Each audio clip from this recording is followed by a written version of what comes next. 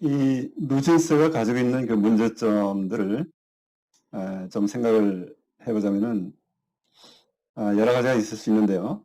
우선 그 누진세에 그 깔려 있는 그 생각은 뭐냐면은 같은 사람인데 어떻게 A라는 사람은 한 달에 그 수많은 돈을 벌고 B라는 사람은 너무나 적은 돈을 벌고 이게 문제가 있지 않느냐. 이것을 좀 맞춰주는 게 좋지 않겠느냐 하는 이런 생각이죠.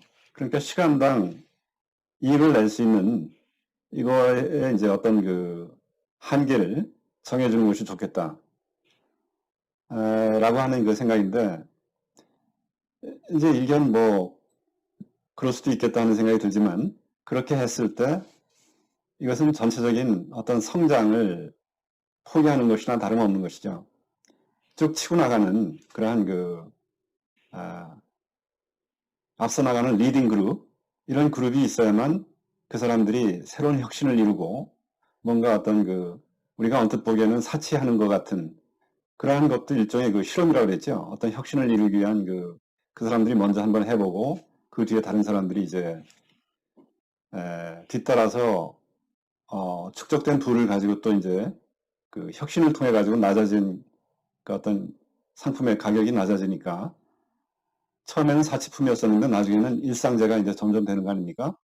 그런 식으로 전체 사회의 부가 올라가게끔 되어 있는데 그걸 원천 봉쇄를 하면은 전체적인 사회 전체의 그 부가 성장하는 것을 당연히 가로막게 될 것이다.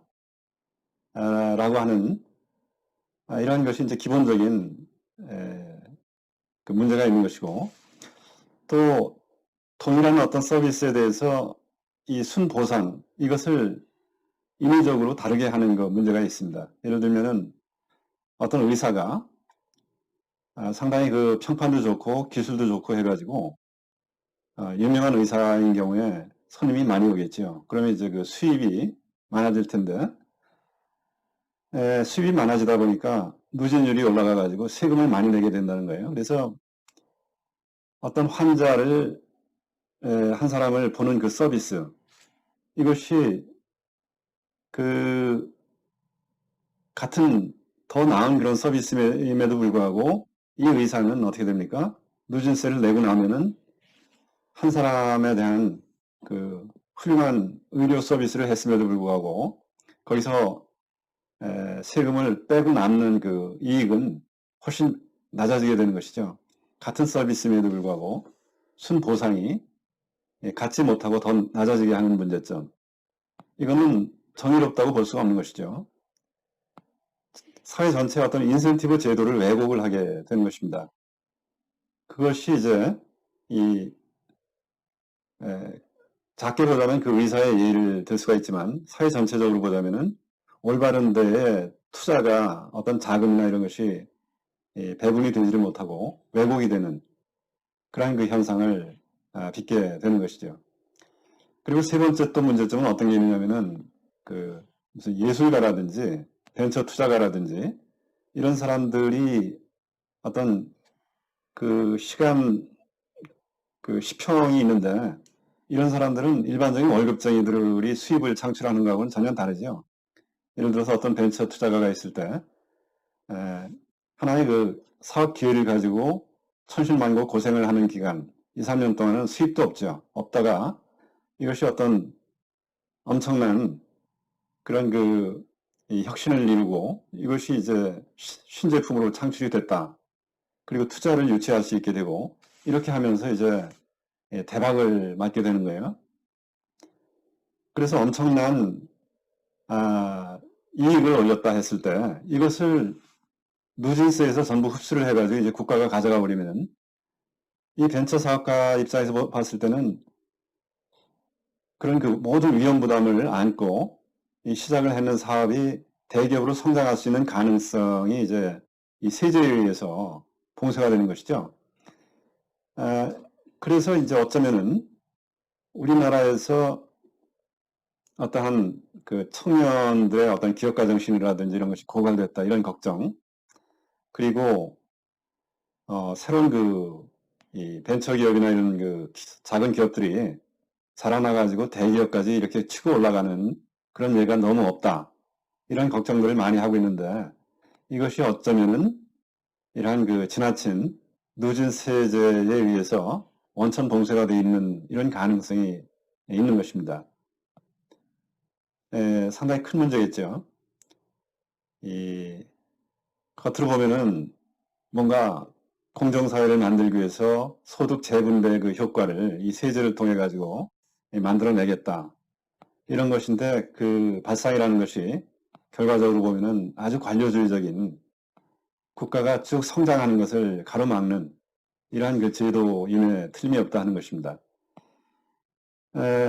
또 젊은이들 입장에서 봤을 때 불평등이라고 하는 것을 자꾸 이렇게 견디면서 나도 언젠가는 열심히 해가지고 저런 대박을 좀 터뜨리고 언젠가는 나도 큰 부자가 한번 되어봐야 되겠다.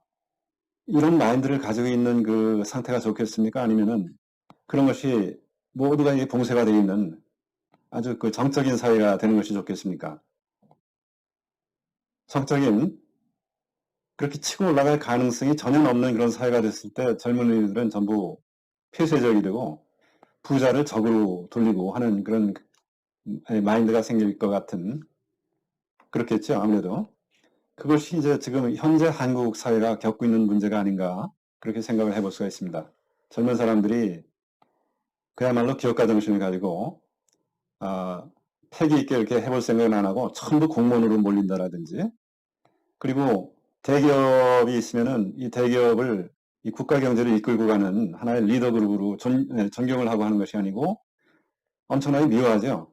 어떻게 하면 저 대기업이 망가져야 되느냐 이것만을 연구하는 사람들 같아요. 어떻게 보면 이런 것이 전부 꼭 그 누진세제 이거 하나 때문에 그런 건 아니지만 이 누진세에서 설명하고 있는 이런 그 어떤 모든 세제라든지 이런 걸 통해 가지고 이 부를 갖다가 인위적으로 재분배를 하겠다라고 하는 이 발상 이것이 이제 말씀드렸다시피 마르크스 엥겔스가 처음에 그 사회주의 혁명을 꿈꾸면서 시작을 했던 거 아닙니까?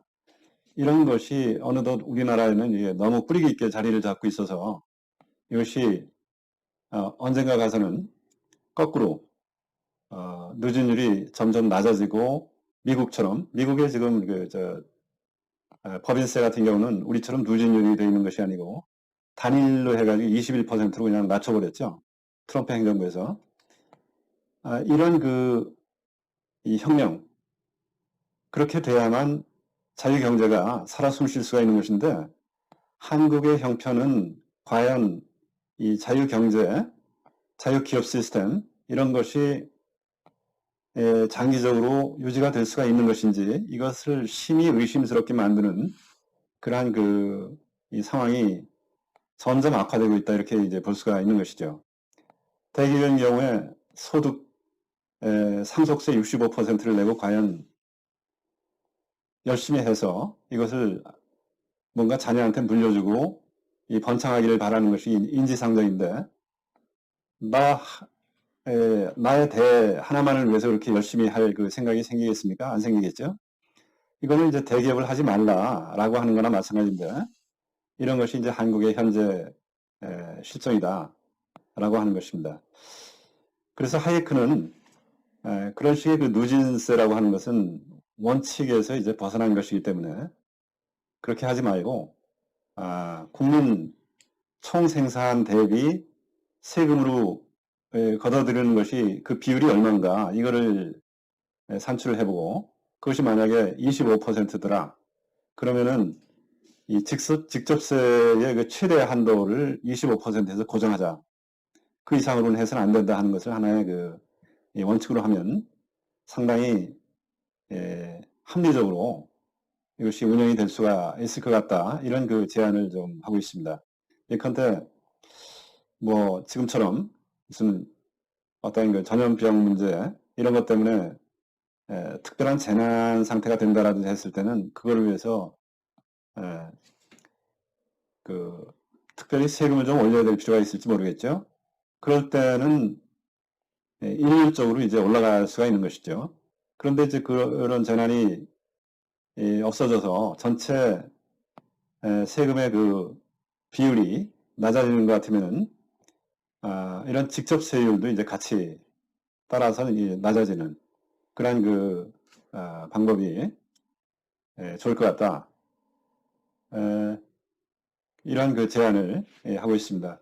이 세금 문제는 사실 너무나 지금 오늘 그 말씀드렸던 그 내용은 우리의 현실과는 동떨어진 과연 이런 그 원칙에 가까운 그런 그 우리가 유턴을 해가지고 방향선회를 해가지고 이런 것을 좀 시도를 과연 해볼 수 있을 때가 언젠가 올 것인지 하는 것을 현재로서는 너무나 기대하기 어려운 그런 이상론적인 그런 얘기를 좀 한 게 아닌가 그런 공허한 생각까지 들 정도인데요. 어쨌거나 현재 상태로서는 우리가 이 자유기업 시스템 이것이 없으면은 국가 경제가 성장한다는 것은 도저히 기대하기가 어려운 것이죠. 이것을 우리가 장기적으로 이 기업 시스템을 유지할 수 있을지 하는 것이 매우 그 불안한 그런 상황 속에 있다 하는 것을 말씀을 드릴 수밖에 없는 것 같습니다. 감사합니다.